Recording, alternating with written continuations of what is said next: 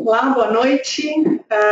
Eu sou a Silvana Santos, estou mais uma vez aqui com vocês. Agora falando um pouco sobre como executar uma campanha de nota fiscal paulista.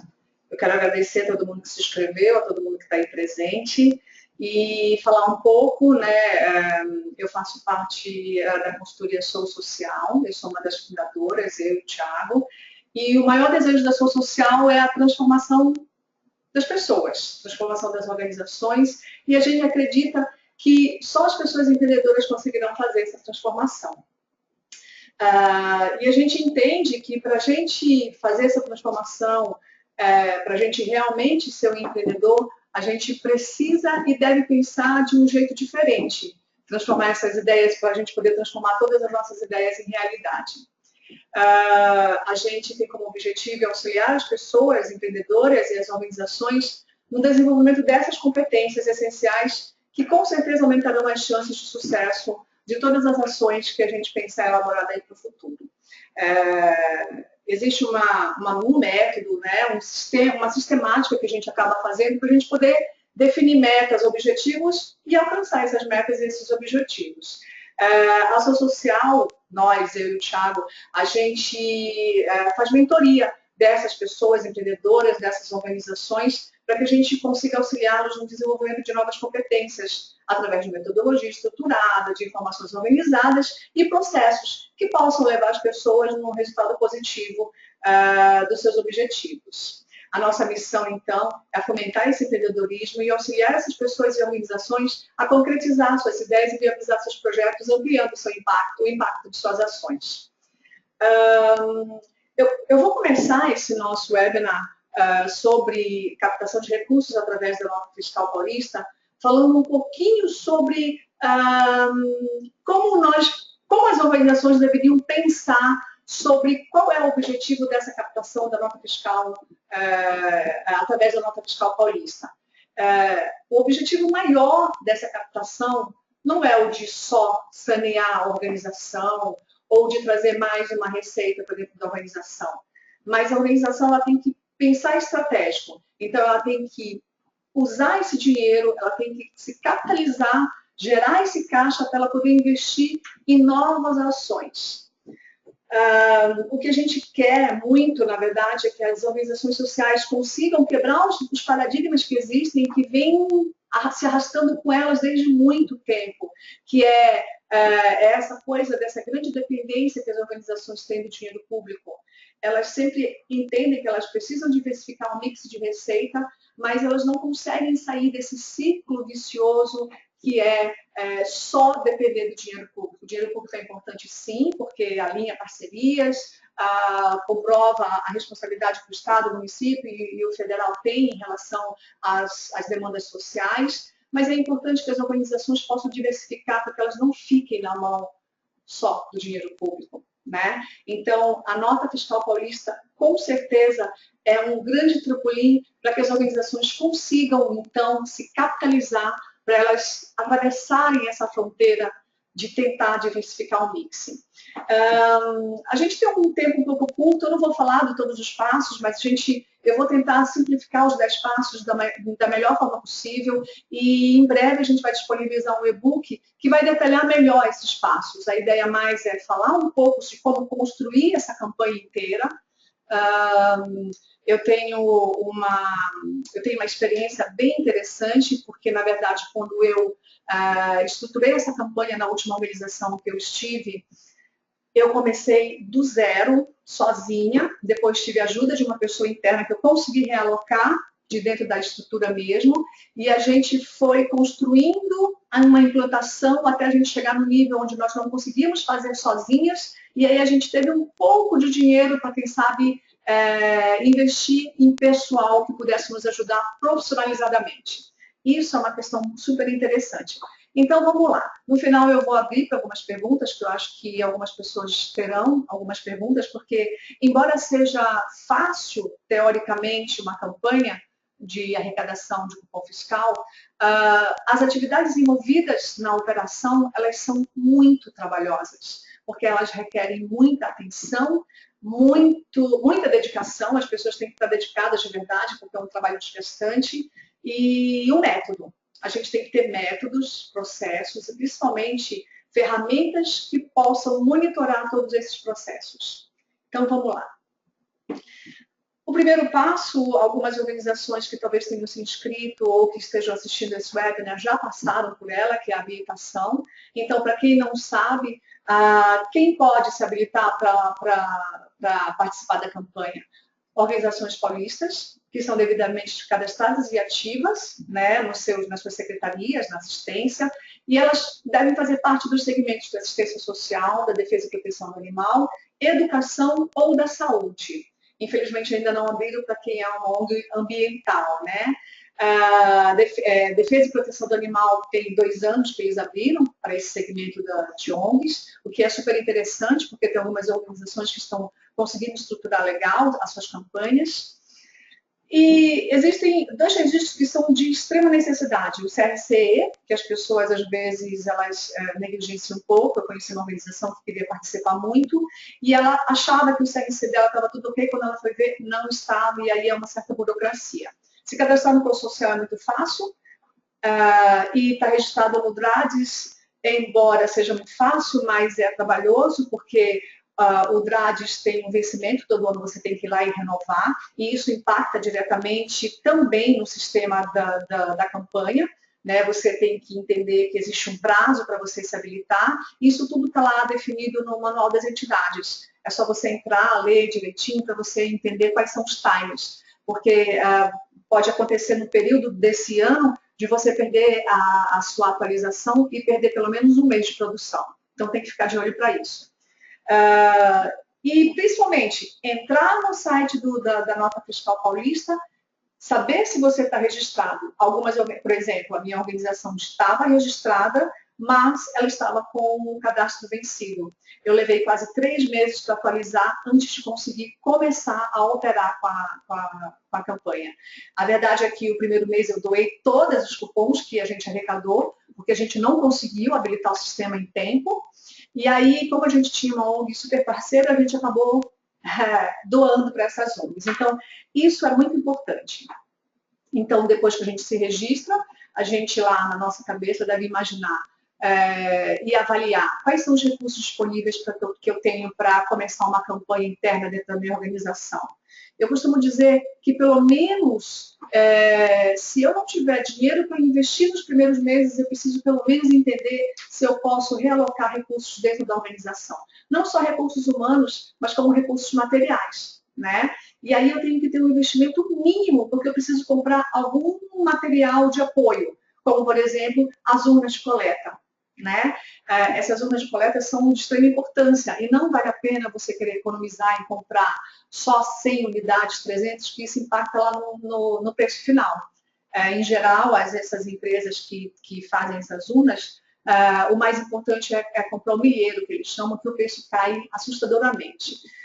Mas fazer pedir sempre 3 orçamentos, porque quando eu fiz isso eu tive uma discrepância de preço absurda, mas assim de 200%, 300%. Então tem que ficar de olho também nisso, porque urna vai ser uma coisa que você vai utilizar sempre.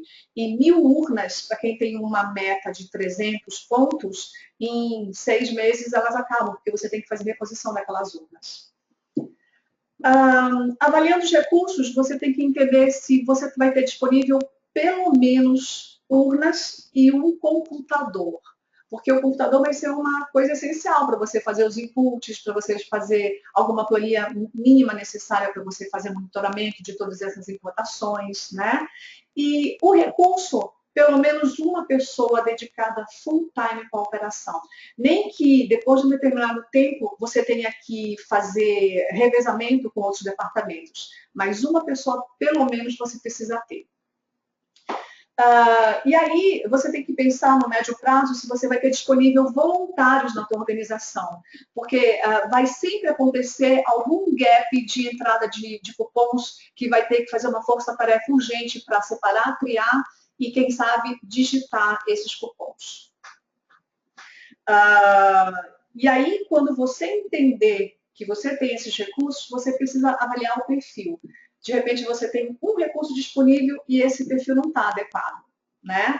E aí, outra coisa importante, onde que você vai alocar? A partir do momento que vai crescer o volume, você tem que ter um local específico para você não confundir sacolas, para você não confundir datas de entrada e de saída. Você tem que ter um local específico para isso. Depois que você definiu isso tudo, você começa a pensar nos teus objetivos e nas tuas metas. Quanto que eu quero arrecadar? Quantas urnas eu preciso implantar? Lá no blog da Sua Social tem vários conteúdos, inclusive um deles definindo como que você projeta esses números. Então, eu quero ter uma arrecadação mínima mensal de R$50 mil, por exemplo, que isso cobre um custo X, outro custo X. E quantas urnas eu preciso implantar? Então, você define esses parâmetros. Você coloca o objetivo final, então eu quero ao longo de 12 meses ter 500 pontos implantados, que isso não quer dizer que são urnas, né? São CNPJs ativos, porque em um CNPJ eu posso ter 2, 3 urnas disponíveis lá, né? Então, pelo menos 500 CNPJs ativos. Para eu ter 500 CNPJs ativos, como é que eu vou distribuir essa minha meta ao longo desse período para eu chegar no tempo exato e ter o valor que eu preciso? Porque quando você faz a distribuição, você tem que pensar numa série de ações. Ou seja, você tem que pensar tipo, uma série de variáveis, que é a segmentação do PDV, que a gente chama, que eu, na verdade, cunhei esse nome, PDV quer dizer ponto de venda, porque toda vez dizia loja, loja, loja, a gente acabava se confundindo, vamos falar de PDV, né? Então, a segmentação. No começo, eu implanto em todos os pontos os PDVs que eu quiser, mas depois de um tempo eu tenho que equalizar essa segmentação, que a segmentação reflete lá na ponta, na restituição que eu vou ter. Reflete no ticket médio, reflete nas taxas de conversão, reflete em tudo. Depois que eu defini os meus objetivos, então eu vou parar, sentar e estruturar o meu plano, porque eu já tenho os números que eu quero chegar. Então eu preciso montar minha planilha de custo, mesmo que no início eu vou ter uma estrutura voluntária, eu preciso entender o quanto daqui a 6 meses, 5 meses eu vou precisar para eu montar essa estrutura, porque afinal de contas, a partir do momento que a implantação vai aumentando, a coleta também, a digitação também, e eu preciso ter um time de cada uma dessas atividades. E aí, quando eu defino isso tudo, né, eu monto essa planilha legal, bonitinho, eu deixo visível para todo mundo, para todas as pessoas que vão participar dessa operação, todo o meu objetivo, toda a meta é para as pessoas participarem disso, para as pessoas realmente aderirem, para elas realmente se sentirem parte dessa operação. Alinhar todas essas atividades em planilhas, quando é que começa, termina uma, porque você tenha um escopo geral de tudo que está acontecendo, porque você precisa definir como é que é a data de início, a data final, porque tem prazo para você imputar, por exemplo. Os cupons de fevereiro, eles só podem ser imputados até o dia 20 do próximo mês, de março, e assim sucessivamente, né? Nesse plano, você precisa definir os responsáveis por cada execução. Embora tenha uma pessoa específica trabalhando full-time, essa pessoa tem que coordenar todas as outras. Por exemplo, força-tarefa para fazer a coleta. Ela não está mais conseguindo fazer a coleta, então eu vou alocar pessoas de outros departamentos. A gente fazia muito isso na minha última organização. Então, a gente fazia revezamento. Quando alguém estava muito ocupado, outra pessoa ia, enfim, né? É sempre interessante que a organização tenha um carro disponível ou alguém que tenha moto disponível, porque vai precisar, porque o volume começa a crescer e você tem que alocar em algum lugar para fazer o transporte. É importante que ao longo do tempo você defina metas de implantação e de reposição de urnas, né? Então eu tenho uma meta X, mas ao longo da minha operação, eu sempre visualizo quais são as minhas perdas, né? Então, a cada 10 urnas que eu implanto, quanto eu tenho de perda? Na minha experiência, a gente tinha entre 2 a 3 urnas, ou seja, CNPJs de perda. Então, eu tinha sempre que avaliar essas perdas para eu sempre ir fazendo essa reposição, porque senão, quando chegasse ao longo de um período do meu objetivo, eu não estaria com a quantidade de CNPJs ativos ou de cupons digitados ou coletados. Dentro de todo esse processo, você precisa ter um planejamento de como você vai definir as suas parcerias dentro dessa organização toda. Lá na frente, a gente vai falar um pouco de como que a gente identifica parceiros e stakeholders, tá? Definir quais serão os canais, né? Quais serão os indicadores para avaliar o teu desempenho, identificar se alguma atividade precisa ser readequada, definir como é que vai ser os teus canais de comunicação com esses diferentes parceiros que tu vai ter. os parceiros internos, que vão ser as pessoas que vão te auxiliar na operação, os parceiros externos, que são as pessoas que vão poder abrir portas para que tu possas fazer ou implantação, ou até mesmo fazer uma campanha de coleta, né? E quando tu tiveres com tudo isso em mão, tu precisas entender como é que tu vais analisar todos os teus resultados para adequar, realinhar, mudar a rota, enfim, tentar entender como é que tu vais lidar com as adversidades que vão acontecer dentro da operação. Depois, como que a gente mapeia os parceiros e os stakeholders, né? Quem são os meus parceiros? Em geral, os parceiros são todas aquelas pessoas que têm um envolvimento direto com a organização. Não só direto, mas formalizado. Então, são os meus financiadores, quem já foi financiador um dia, mas é quem ainda mantém algum tipo de relacionamento, os meus fornecedores, os meus usuários, todo mundo, todas as entidades de classe que têm algum tipo de relacionamento com a gente, eles são meus parceiros no processo. Identificar quem podem ser os teus stakeholders, né? Por exemplo, o conselho da minha ONG se reúne a cada semestre. Esses conselheiros, eles não atuam ativamente dentro da organização, mas, porventura, eles têm uma rede muito grande também de stakeholders, que você, quem sabe, pode identificar, né? A gente já tem aí a prova de que quanto mais a gente vai tentando identificar as pessoas dentro da nossa rede, mais conexões a gente vai abrindo e ampliando o nosso leque de oportunidades, tá? Então, é preciso mapear todos eles. E como é que a gente mapeia todos eles, né? A gente faz uma lista. Como é que a gente constrói, né, esse mapa? A gente faz uma lista de todos os nossos parceiros, todos os nossos stakeholders e aplica uma planilha Wiki. Eu não sei se vocês já ouviram falar dessa planilha Wiki, mas é uma planilha muito utilizada para a gente definir o grau de parceria mesmo. Então, a gente fala que V é de vínculo, I é de interesse e C é de capacidade. Então, quando a gente lista, então, Silvana, Thiago, Antônio, José, a gente vai entendendo qual é o vínculo da Silvana, qual é o interesse dela, qual é a capacidade que ela tem em me auxiliar. E aí eu vou dando de números de 0 a 5 e vou fazendo aquele score.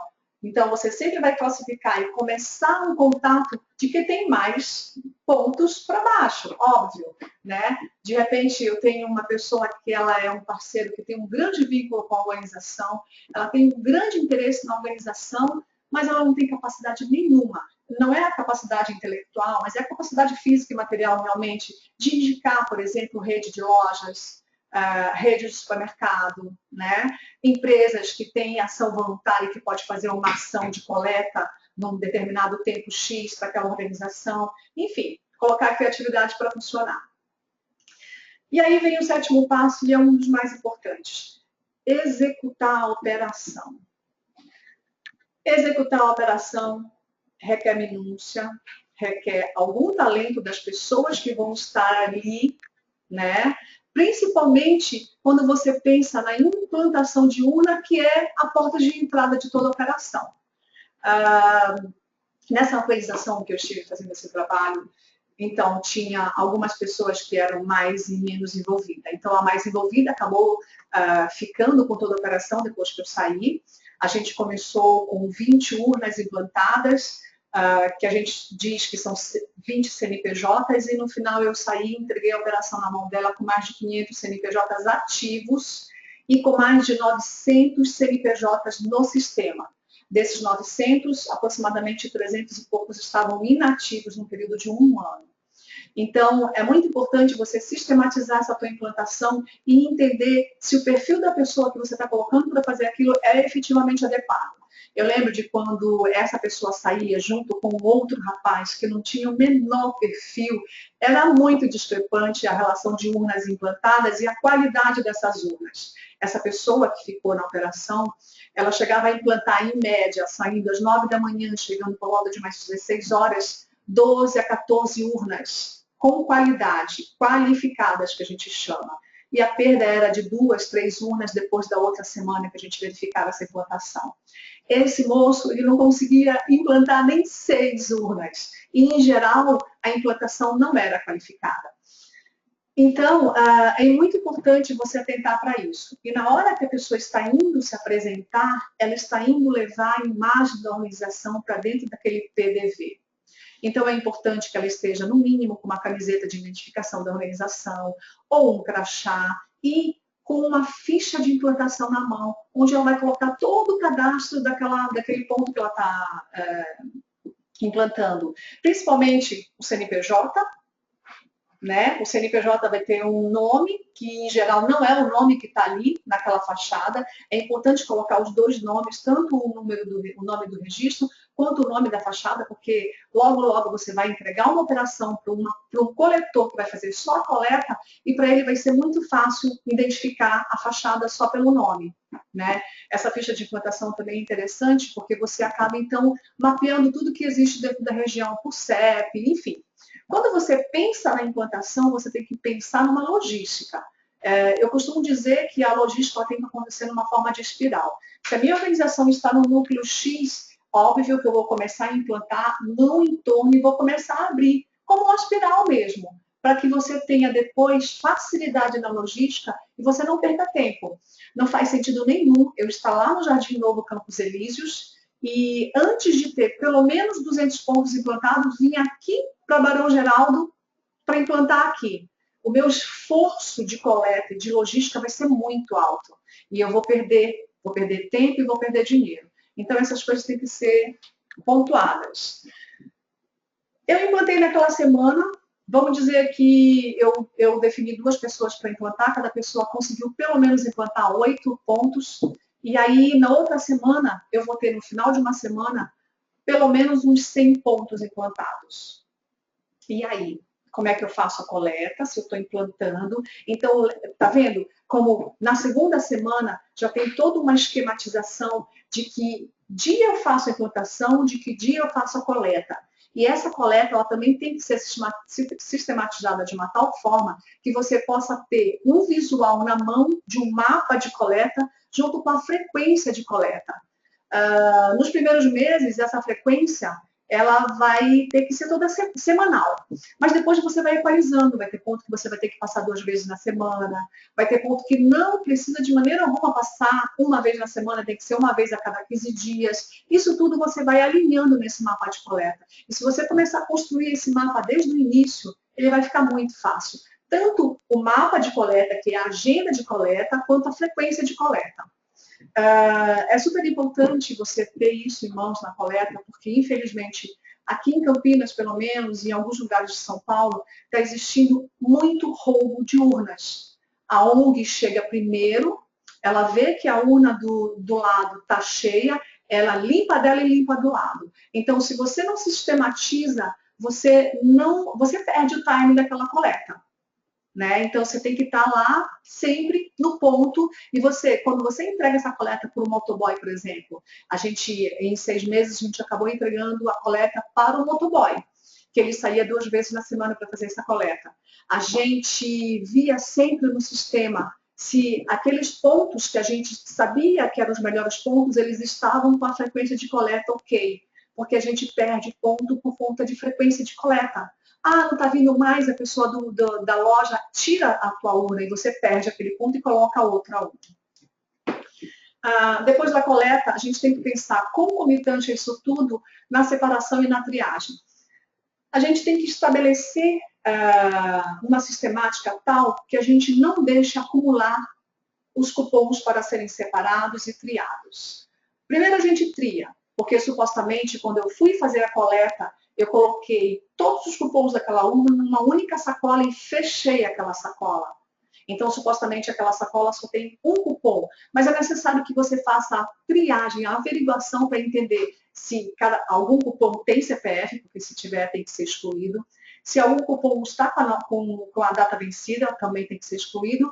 E se tiver outro CNPJ que não seja daquele estabelecimento, porque muitas das vezes em algumas urnas, algumas pessoas elas tendem a colocar cupons de outro estabelecimento naquela urna, você precisa tirar porque aquele cupom precisa ser separado numa área de diversos. Porque na hora da digitação é muito importante que tudo esteja alinhado.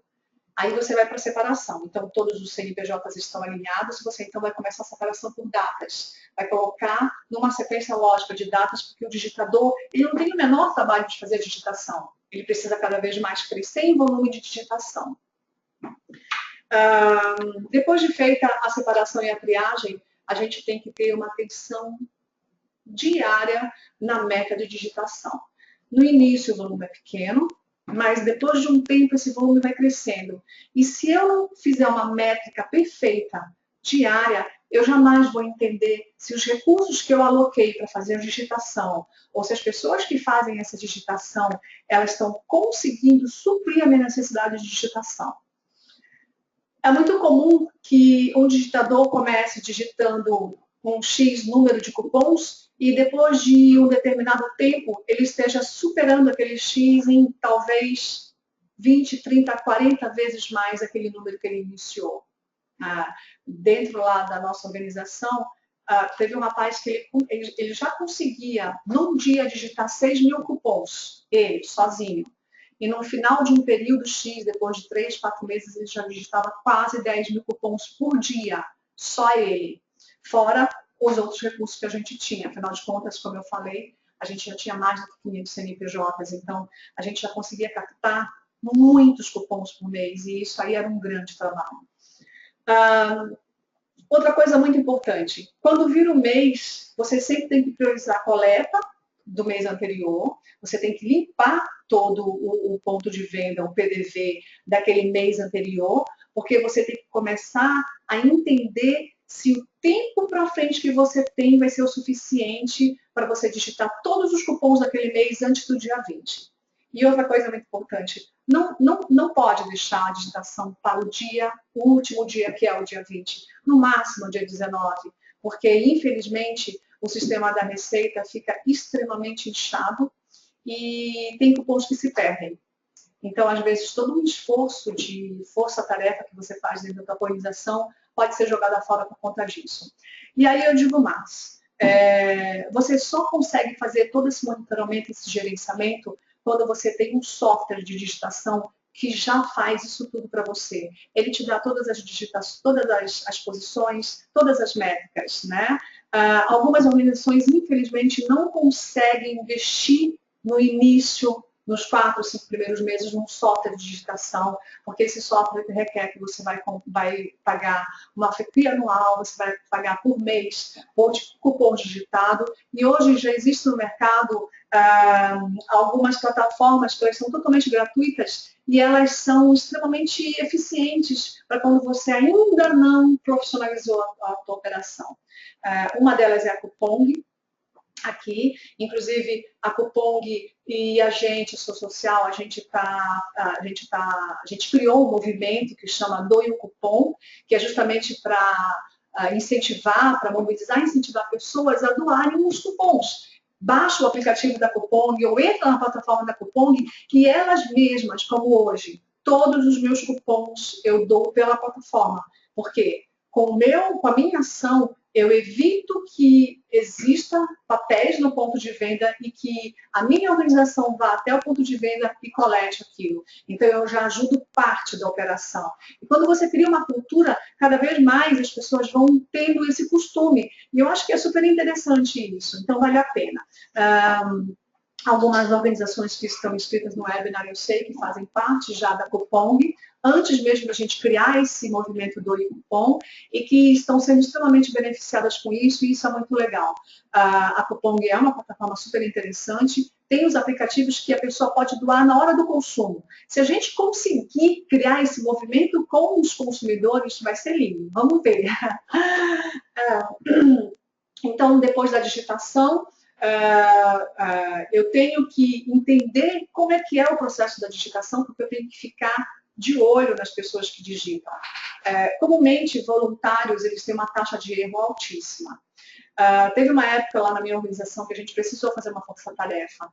A gente teve uma coleta bastante alta de cupons e nós não tínhamos braço para criar, separar e digitar.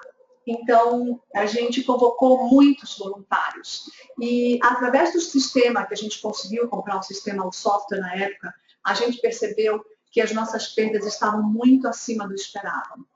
Hoje, quando a gente faz uma estimativa numa planilha de custo de quanto eu quero captar juntar com a nota fiscal paulista, eu faço uma previsão desses números. Então, eu digo que eu quero ter 300 urnas, que vai me trazer 400 mil cupons, e desses 400 mil cupons, o meu ticket médio vai ser X, e no final das contas, o valor captado, aliás, o valor imputado vai ser, vou chutar, tá, um número de 10 milhões de reais mês. Só que eu não posso contar com esses 10 milhões de reais mês para eu fazer a minha conversão das taxas que eu vou ganhar do prêmio e do sorteio, né? Na campanha Nota Fiscal Paulista, a gente ganha o prêmio, que a gente recebe 2 vezes no ano, que é abril e outubro, e a gente recebe o sorteio, que a partir do 4º mês da operação, a gente já começa a receber o sorteio do 1º mês de operação que a gente botou. Então, quando a gente faz toda essa dinâmica, a gente tem que entender muito bem para que a gente possa treinar os voluntários para que eles possam fazer a triagem, a separação e a digitação de uma maneira correta, para que a gente tenha o mínimo possível de perdas. A gente costuma falar que o percentual de perdas aceitável é de 20%. A gente chegou nessa força-tarefa que a gente conseguiu visualizar pelo sistema, a gente chegou com 35% de perda no sistema. 35% de perda no sistema é muito alto. 35% de perda é o valor total da minha operação, que também, quando eu jogo numa planilha de custo, que eu vou fazer todo o custo daquela operação, a minha operação não pode custar mais do que 35% de tudo que eu arrecado, senão eu tenho algum problema de fluxo de caixa, com certeza. Afinal de contas, eu operacionalizo uma campanha para eu ter recursos e não para eu despender só nessa operação. Então, é importante entender que é sempre bom triar primeiro pelo CNPJ, depois pela data, pelos motivos que a gente sabe, pelo CO, que é importante, porque quando você está lá digitando, as pessoas devem entender um pouco como é que digita, você bloqueia aquele CNPJ, então se eu tenho um bolo desse tamanho do mesmo CNPJ, eu bloqueio ele, e aí eu só vou imputando o quê? Data, e eu também posso bloquear a data, se eu vejo que aquele bolo, por exemplo, é do dia 7, né? Às vezes a gente tem um fluxo muito alto, que a gente tem pelo menos umas 50 notas de um mesmo dia. A gente bloqueia e só vai digitando o COO e o valor total. Outra coisa importante, existia muito erro de valor total nessa força-tarefa que a gente fez. Por quê? Porque lá na discriminação do valor total, existem às vezes descrição de 2, 3 números, que em geral é o valor total, aí depois eles colocam o valor do dinheiro que a pessoa te deu e embaixo o troco. Então, como as pessoas não estavam bem treinadas e eram adolescentes, na verdade, e os pais dos adolescentes, que na maioria das vezes alguns sabiam ler um pouco mal, né? Porque a gente trabalhava na periferia do Campo Limpo, do Jardim Novo Campo Elíseos, aliás, e infelizmente a gente teve erros absurdos do valor total. E uma dessas informações que foi digitada errada, aquele cupom está invalidado para sempre. Quando você tem um software, você acaba, inclusive, corrigindo, mas não é o caso. Então, vamos lá. Depois que eu estou fazendo isso tudo, concomitante a isso, eu tenho que avaliar o desempenho dessa campanha. Por isso o software. Por quê? Eu tenho que entender se a quantidade de urnas está adequada à minha segmentação, quantos CNPJs estão ativos, quantos foram cancelados, porque o que eu tenho que fazer? Eu tenho que equalizar essa campanha. Eu tenho que entender qual mais o esforço de implantação que eu vou fazer, né? Quanto de cupom cada CNPJ me traz, porque aí eu tenho que entender qual é o meu ticket médio dessa campanha toda, porque quando eu pensar em crescer esse volume, eu já fazer a estimativa com esse ticket médio que cada cupom pode me trazer, de acordo com a minha segmentação. Uma coisa importante dentro de todo esse trabalho de avaliação é mapear quem são os maiores players. Se eu tenho 300 CNPJs ativos, quem são meus 30 melhores players? Pontos, que a gente chama. Nem sempre o ponto de venda que me traz maior número de cupons é o que me traz maior restituição. A gente sabe que existe toda uma segmentação. E lá nos nossos conteúdos, no nosso site, no nosso blog, está lá qual é a segmentação que traz maior restituição, qual é a segmentação que não traz restituição, mas ele te serve para te dar cupom para o sorteio. Essa curva vai ser importante para você lá na frente desenvolver uma comunicação interessante com essas pessoas e desenvolver relacionamento.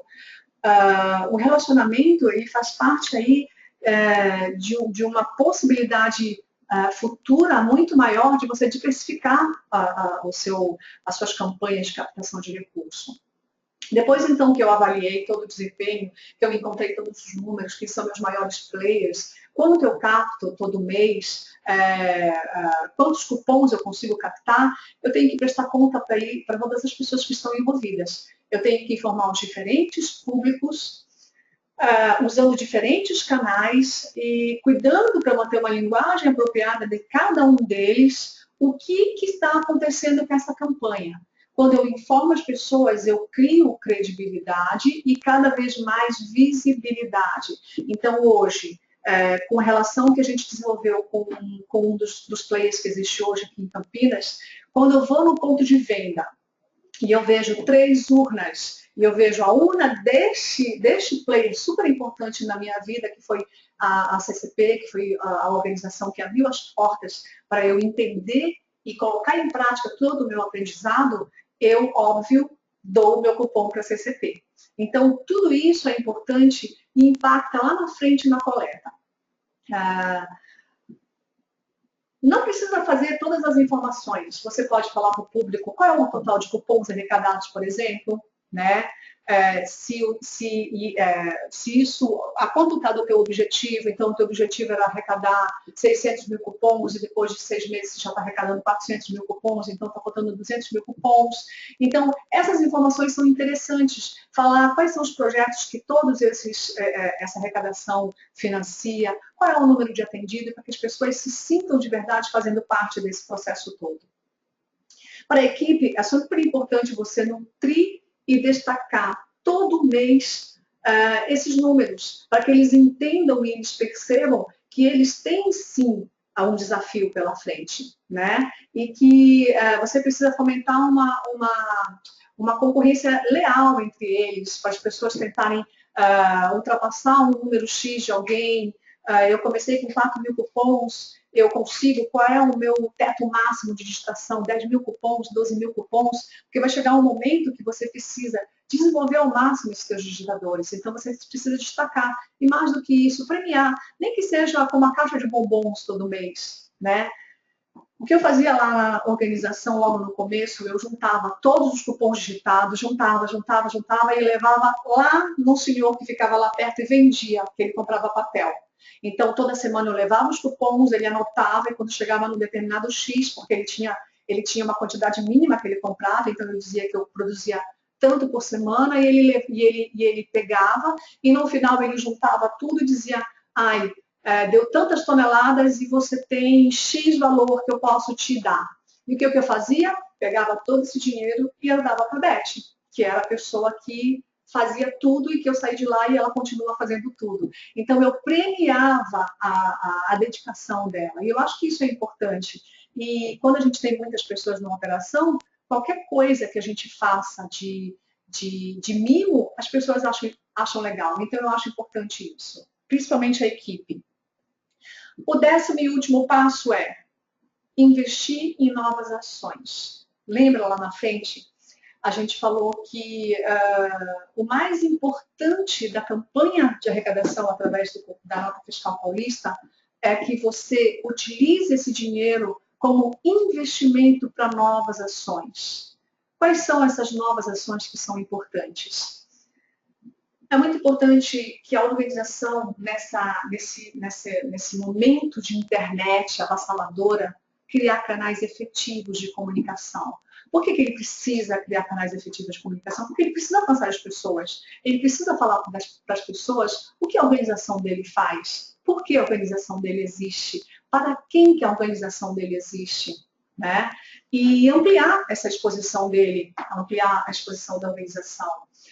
Existem muitas organizações hoje que elas fazem um trabalho brilhante, maravilhoso, mas pouquíssimas pessoas conhecem.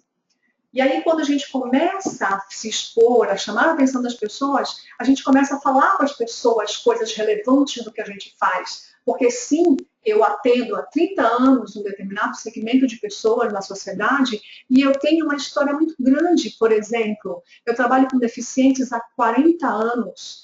Eu tenho um histórico de experiência muito grande para dizer para um pai de classe média alta que tem um filho deficiente como, por exemplo, ele pode se comportar numa chamada do filho na escola, enfim, uma série de conteúdos que a gente diz que são conteúdos que agreguem valor à causa, para que eu, Silvana, uma potencial apoiadora da organização, olhe para aquele conteúdo e veja valor nele. Quando a gente se expõe, quando a gente comunica, quando a gente fala com as pessoas, a gente amplia a nossa exposição, a gente também amplia a transparência que constrói uma reputação positiva no nosso mercado, que é exatamente a nossa imagem institucional. Né? Quando a gente estabelece isso tudo, a gente acaba estabelecendo uma relação com uma base muito maior de apoiadores do que quando a gente começou. E aí, quando a gente cresce essa base de apoiadores, a gente começa a engajar as pessoas e essas pessoas começam a trabalhar para a gente. E aí a gente começa a ser vista para o mercado em geral como uma organização que realmente tem uma rede de apoiadores. E aí eu posso investir em marketing relacionado à causa, eu posso fazer o match funding, como hoje a ACD faz o match funding com a Zemut, que é uma empresa de panificação que existe em Jundiaí, onde ela fez um acordo com as panificadoras que compram o produto dela, que um determinado produto das panificadoras, que é um pão X, que é um pão amigo que eles chamam, parte daquele valor é todo revertido para a ACD. Isso é o match funding. E aí a gente pode entender que a gente pode, então, trazer para dentro da organização novas ferramentas como o inbound marketing, que é a forma de como você atrai as pessoas, é a atração desses novos apoiadores, e o marketing de conteúdo, que é justamente produzir conteúdo sustentável, mas dentro de uma metodologia, de uma sistemática. Então, na minha opinião, a coisa mais importante hoje é você poder fazer uma campanha para reinvestir e, quem sabe, ampliar o teu mix de receita.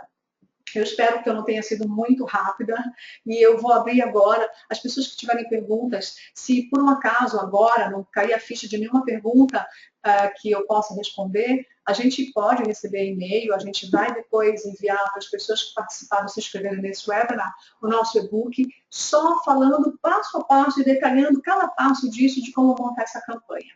Eu estou aberta, eu agradeço a presença de todas as pessoas e espero que a gente possa se encontrar numa outra oportunidade. Obrigada.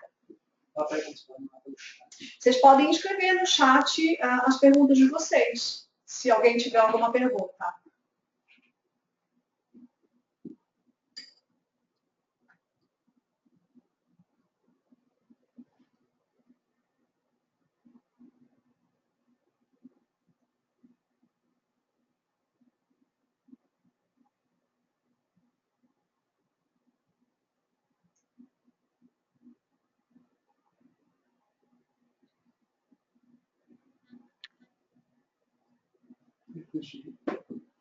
Ok?